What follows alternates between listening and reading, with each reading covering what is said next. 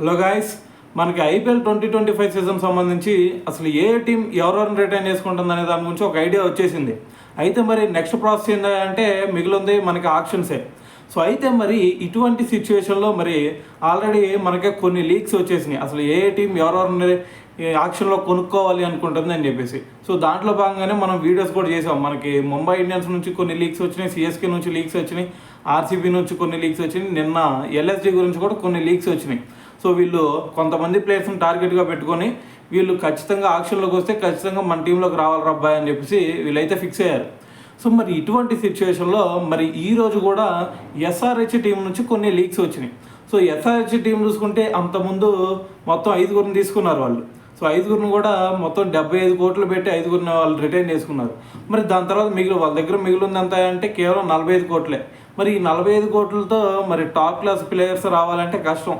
So అందుకని చెప్పేసి మన ఇండియా ప్లేయర్స్ ఎవరైతే ఉంటారో, సో అది కూడా 10 కోట్ల లోపు దొరికే ప్లేయర్స్ ఎవరైతే ఉంటారో సో వాళ్ళని ఖచ్చితంగా తీసుకోవాలి అని చెప్పేసి ఒక నలుగురిని అయితే వీళ్ళు టార్గెట్గా పెట్టుకున్నారు. సో మరి ఆ నలుగురు ఎవరయ్యా అంటే ఫస్ట్ వచ్చేసరికి మనకి లాస్ట్ టైం కేకేఆర్ ఆడిన వెంకటేష్ అయ్యర్. సో మరి వెంకటేష్ అయ్యర్ చూసుకుంటే మనకి బ్యాటింగ్ ఆల్రౌండర్. సో మరి అంతకుముందు చూసుకుంటే నితీష్ కుమార్ రెడ్డి కూడా ఒక బ్యాటింగ్ ఆల్రౌండర్ మనకు ఉన్నాడు. దాని తర్వాత ప్యాట్ కమిన్స్ కూడా ఒక ఆల్రౌండర్ కిందకే వస్తాడు చెప్పాలంటే. ఇంకా వీళ్ళకి క్లాస్ 1 రూపంలో వీళ్ళకి ఒక వికెట్ కీపర్ కూడా దొరికేశాడు. దాని తర్వాత అభిషేక్ శర్మ, ట్రావిస్ హెడ్ రూపంలో ఒక టాప్ ఆర్డర్ ఉంది. దాని తర్వాత వచ్చేసరికి మిడిల్ ఆర్డర్లో క్లాస్ 1 కూడా ఉన్నాడు. సో మరి ఇటువంటి సిచ్యువేషన్లో మరి వీళ్ళు ఇంకొక బ్యాటింగ్ ఆల్రౌండర్ కోసం అయితే వీళ్ళు వెళ్ళబోతున్నారు. సో మరి ఆ బ్యాటింగ్ ఆల్రౌండర్ ఎవరో కాదు, లాస్ట్ టైం కేకేఆర్ ఆడిన వెంకటేష్ అయ్యర్. సో వెంకటేష్ అయ్యర్ బౌలింగ్ కూడా చేయబోతాడు కాబట్టి. సో దాంతోపాటు లాస్ట్ టైం కేకేఆర్లో చూసుకుంటే ఎక్స్ట్రాడినరీ ఇన్నింగ్స్ ఆడాడు. సో ఒక రకంగా చెప్పాలంటే మెరుపు ఇన్నింగ్స్, మనకి ఫిలిప్ సాల్ట్ ఎలాగైతే ఒక మెరుపు ఇన్నింగ్స్ ఆడాడో సో దాన్ని కంటిన్యూ చేశాడు వెంకటేష్ అయ్యర్ ఒక రకంగా చెప్పాలంటే. సో ఈసారి ఎస్ఆర్హెచ్ ఖచ్చితంగా మరి కేకేఆర్ చూసుకుంటే వాళ్ళు ఆక్షన్లోకి రిలీజ్ చేశారు వెంకటేష్ అయ్యర్ని. సో మరి ఆక్షన్లోకి వచ్చిన తర్వాత ఎస్ఆర్హెచ్ కూడా అదే ఆలోచిస్తుంది. ఖచ్చితంగా వెంకటేష్ అయ్యర్ వచ్చాడంటే మనమే తీసుకోవాలి రబ్బాయి అని చెప్పేసి. సో ఖచ్చితంగా మరి ఎస్ఆర్హెచ్కి మరి తీసుకోవాలంటే అంత ఈజీగా కేకేఆర్ వదిలిద్దా అంటే అంత ఈజీగా వదలదు. ఎందుకంటే మరి లాస్ట్ టైం మనోడు చూపించిన ఇంపాక్ట్ అలాంటిది. సో అందుకని చెప్పేసి ఈసారి మరి ఎస్ఆర్హెచ్కి తీసుకోవాలి అంటే కేకేఆర్ నుంచి గట్టి కాంపిటీషన్ అయితే వచ్చేసింది. అయితే మరి వెంకటేష్ అయ్యర్ సంగతి పక్కన పెడితే వీళ్ళు ఇంకొక స్పిన్నర్ కోసం అయితే ట్రై చేస్తున్నారు. సో ఆ స్పిన్నర్ ఎవరో కాదు, రవిచంద్రన్ అశ్విన్. సో మరి అశ్విన్ చూసుకుంటే లాస్ట్ టైం ఆర్ఆర్కి ఆడాడు. సో మరి ఆర్ఆర్ ఏమన్నా ఈజీగా వదిలేసిద్దా, తీసుకొని అబ్బాయి మా అశ్విన్ మీకు ఇస్తున్నాం అని చెప్పేసి. సో అంత ఈజీగా అయితే ఇచ్చేది కాదు. మరి దాని తర్వాత అంతకుముందు సిఎస్కేకి ఆడాడు. మరి సిఎస్కే ఏమన్నా వదిలేసిద్దా అంటే సిఎస్కే ఈసారి ఖచ్చితంగా అశ్విన్ని తీసుకోవాలని చూస్తుంది. సో మరి ఇటువంటి సిచ్యువేషన్లో మరి ఖచ్చితంగా ఈ 2 ఫ్రాంచైజీల నుంచి ఎస్ఆర్హెచ్కి ఖచ్చితంగా ఒక హెవీ కాంపిటీషన్ ఉండిద్ది. సో ఎవరు కూడా వాళ్ళ ప్లేయర్స్ని తీసుకొని రబ్బాయి అని చెప్పేసి ఈజీగా వదులుకోరు. సో దీన్ని బట్టి మరి ఎస్ఆర్హెచ్కి మరి అశ్విన్ అయితే తీసుకోవాలి అనుకుంటున్నారు. ఎందుకంటే మనోడు చూస్తే 39 ఇయర్స్ వచ్చినా కూడా మనోడు ఒక మ్యాజిక్ చేయగలుగుతాడు బౌలింగ్లో. సో ఇటువంటి సిచ్యువేషన్లో మరి అశ్విన్ని ఏ ఫ్రాంచైజ్ అయినా ఈజీగా తీసుకునేది. సో మరి ఎస్ఆర్హెచ్ అశ్విన్ని తీసుకోవాలంటే ఖచ్చితంగా వాళ్ళిద్దరి నుంచి కాంపిటీషన్ తట్టుకొని మరి ఆక్షన్లో అయితే కొనుక్కోవాల్సి ఉండేది. సో మరి చూద్దాం. ఇప్పుడు అశ్విన్ గురించి తెలియాలంటే మరి ఆక్షన్ వరకు వెయిట్ చేయాల్సిందే. వీళ్ళు అనుకున్నంత మాత్రాన దొరికే ఛాన్స్ అయితే ఉండదు కాబట్టి సో ఆక్షన్స్ అయిపోయిన తర్వాత మళ్ళీ మాట్లాడదాం.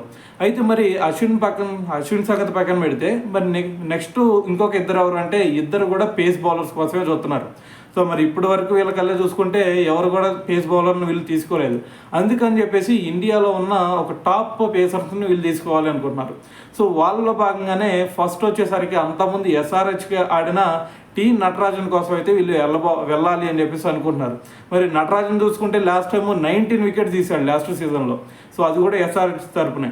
సో మరి ఇటువంటి సిచ్యువేషన్లో మరి నటరాజన్ని ఎట్టి పరిస్థితుల్లో కూడా వదులుకోకూడదురా అబ్బాయి అని చెప్పేసి వీళ్ళైతే ఫిక్స్ అయ్యారు. సో ఏదైనా సరే ఆక్షన్లోకి వస్తాడు, ఆక్షన్లోకి వచ్చిన తర్వాత మళ్ళీ ఎస్ఆర్హెచ్ తీసుకోవాలి అనుకుంటుంది. సో మరి నటరాజన్ కోసం మరి అంత ఈజీగా దొరుకుతాడా నటరాజన్ అంటే ఖచ్చితంగా దొరకడు. ఎందుకంటే నటరాజన్ కోసం అటువైపు ముంబై ఇండియన్స్ కూడా ట్రై చేస్తుంది. ముంబై ఫిక్స్ అయితే తెలుసు కదా, వార్ 1 సైడ్ అయినట్టే. ముంబై ఫిక్స్ అయిందంటే ఆటోమేటిక్గా వాళ్ళు ఎంత ప్రైస్కైనా వెళ్ళి కొనుక్కుంటారు. సో మరి ఏదైనా సరే ఎస్ఆర్హెచ్కి ముంబై ఇండియన్స్ నుంచి కూడా ఒక థ్రెట్ అయితే ఉంది నటరాజన్ తీసుకోవడంలో. సో మరి ఏం జరిగిద్ది అనేది తర్వాత మాట్లాడుకుందాం. అయితే ఇక్కడ ఇంకోటి ఏంటి అంటే మరి నెక్స్ట్ ఇంకో బౌలర్ని తీసుకోవాలి అనుకుంటున్నారు ఎస్ఆర్హెచ్. సో ఆ బౌలర్ ఎవరో కాదు, మనకి సిరాజ్. సో మరి సిరాజ్ చూసుకుంటే బెంగళూరుగా ఆడాడు కదా అంటే, అంతకుముందు ఫస్ట్ అసలు అరంగేట్రం చేసిందే ఎస్ఆర్హెచ్ తరపు నుంచి. సో మరి సిరాజ్ గురించి చెప్పాలంటే మరి ఎస్ఆర్హెచ్ తరపునే అంతకుముందు ఫస్ట్ అరంగేట్రం చేశాడు. సో మళ్ళీ దాని తర్వాత ఆర్సీబీకి వెళ్ళిపోయాడు. సో మరి ఆర్సీబీలో ఇన్ని సంవత్సరాలు ఆడాడు. మరి వాళ్ళు అయితే ఇప్పుడు ఆక్షన్లోకి రిలీజ్ చేశారు. సో మరి ఇప్పుడు వచ్చేసరికి ఖచ్చితంగా మళ్ళీ ఎస్ఆర్హెచ్ మళ్ళీ మన టీంలోకి తెచ్చుకుందాం అబ్బాయి అని చెప్పేసి సిరాజ్ కోసం అయితే ట్రై చేస్తుంది అని చెప్పేసి మనకు కొన్ని లీక్స్ అయితే వచ్చినాయి. సో మరి ఏదేమైనా సరే మరి సిరాజ్ దాని తర్వాత మరి నటరాజన్, సో వీళ్ళిద్దరు కనుక వీళ్ళ ఫిక్స్ అయ్యారు అంటే ఖచ్చితంగా వీళ్ళ బౌలింగ్ అటాక్ మంచిగా ఉండే ఛాన్స్ ఉంది. సో ఎందుకంటే మరి అంతకుముందు భువనేశ్వర్ దాని తర్వాత నటరాజన్ కాంబినేషన్ ఉండేది. ఇప్పుడు వచ్చేసరికి మరి సిరాజ్ అలాగే నటరాజన్ కాంబినేషన్ ఉండే ఛాన్స్ ఉంది. సో అయితే మరి దీని గురించి అసలు ఈ కాంబినేషన్ ఎలా ఉంది, దాని తర్వాత వీళ్ళ హోల్గా మొత్తం చూసుకుంటే ఒక టాప్ క్లాస్ స్పిన్నర్ ఉంటున్నాడు, దాని తర్వాత ఇద్దరు ఆల్రౌండర్స్ ఉన్నారు, దాని తర్వాత మిడిల్లో క్లాస్ లాంటి ఒక బిగ్ హిట్టర్ ఉన్నాడు, దాని తర్వాత ఇంకొక కమిన్స్ రూపంలో కూడా ఒక బ్యాటింగ్ ఆల్రౌండర్ అని చెప్పవచ్చు కమిన్స్ని కూడా. దాని తర్వాత టాప్ ఆర్డర్లో చూసుకుంటే ఎక్స్ట్రాడినరీ స్టార్ట్ ఇచ్చే ట్రావిస్ హెడ్, దాని తర్వాత అభిషేక్ శర్మ ఇద్దరు కూడా ఉన్నారు. సో దాని తర్వాత బౌలింగ్లో చూస్తే కింద అశ్విన్ ఉన్నాడు, దాని తర్వాత వీళ్ళకి ఇద్దరు కూడా టాప్ క్లాస్ బౌలర్స్ ఉన్నారు. సో అయితే కాంబినేషన్ మాత్రం అదుర్స్. కానీ వీళ్ళకి మరి ఇంకొక 2 ప్లేస్లు అయితే ఉన్నాయి. సో మరి ఆ 2 ప్లేస్లో ఖచ్చితంగా ఒక బిగ్ హిట్టర్ని తీసుకోవాలి, దాని తర్వాత ఇంకొక స్పిన్నర్ను కూడా ఖచ్చితంగా తీసుకోవాలి. ఎందుకంటే ఆల్రెడీ వీళ్ళకి 3 బౌలర్స్ అయితే దొరికేశారు, ప్యాట్ కమిన్స్ రూపంలో, దాని తర్వాత సిరాజ్, దాని తర్వాత నటరాజన్. సో మరి బౌలర్స్తో అయితే డోకా లేదు వీళ్ళకి. దాని తర్వాత స్పిన్నర్స్ విషయంలోకి వస్తే మరి ట్రావిస్ హెడ్ స్పిన్ వేస్తాడు, దాని తర్వాత అభిషేక్ శర్మ కూడా వేస్తాడు.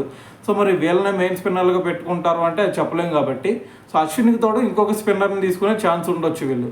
సో మరి దాని తర్వాత మరి ఇక్కడతోనే వీళ్ళకి 5 బౌలింగ్స్ అయితే సెట్ అవుతాయి. సో మరి దాని తర్వాత ఇంకా బ్యాటింగ్లో ఇంకొక టాప్ క్లాస్ హిట్టర్ని అయితే వీళ్ళు తీసుకుంటే సెట్ అయిపోయినట్టు అయితే అనుకోవచ్చు. సో మరి చూద్దాం, ఇంకా మరి మనం అనుకున్నంత ఈజీగా అయితే మరి రేపు ఆక్షన్లో అయితే ఒక్కొక్కరు దొరకరు కాబట్టి, సో మరి ఆక్షన్లోకి వెళ్ళిన తర్వాత వీళ్ళు అనుకున్న వ్యూహం మరి ఓకే అయితే కాదా అనేది మరి ఆక్షన్స్ అయిన తర్వాత అయితే మళ్ళీ మనం మాట్లాడుకుందాం. ఓకేనా? అయితే మరి మీరు ఎవరు ఈ టీంలోకి కొత్తగా ఎవరు వస్తే బాగుంటుందో అని అనుకుంటున్నారో సో కామెంట్ చేసేయండి.